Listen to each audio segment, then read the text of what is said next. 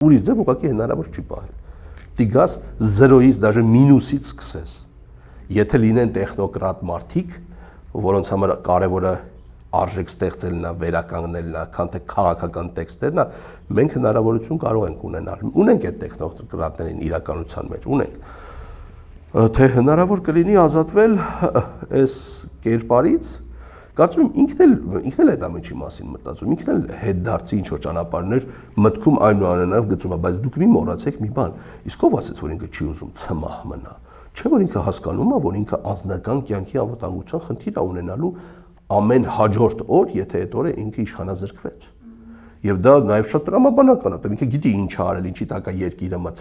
մցրել եւ այլն, հա։ Ես չգիտեմ, որ երկրները իրան ինչ երաշխիքներ են տվել, բայց ինքը պարբերաբար այդ թեմաներով քննարկումներ ունեցել է։ Երաշխավոր հիմնական երկիրը, որ շահառու է նաև, դա իհարկե Թուրքիան է,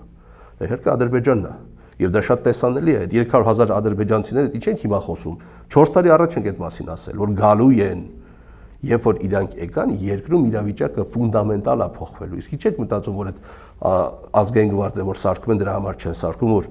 նախ սրա իշխանությունը ուժի առումով ամրապնդեն, երկրորդը նրանց հետ կապված հարցեր։ Ինչ եք մտածում, որ Հայաստանը ՀԱՊԿ-ից դուրս է գալու,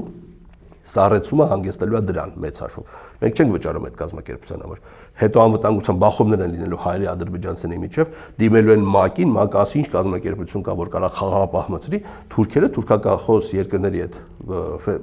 կազմակերպության անվան տակ զորք են մտցնելու Հայաստան։ ՄԱԿ-ի անվան տակ են զորք մտցնելու Հայաստան։ Ինչ խնդիր։ Բրիտանացիք են զորք մտցնելու Հայաստան, ինչ խնդիր։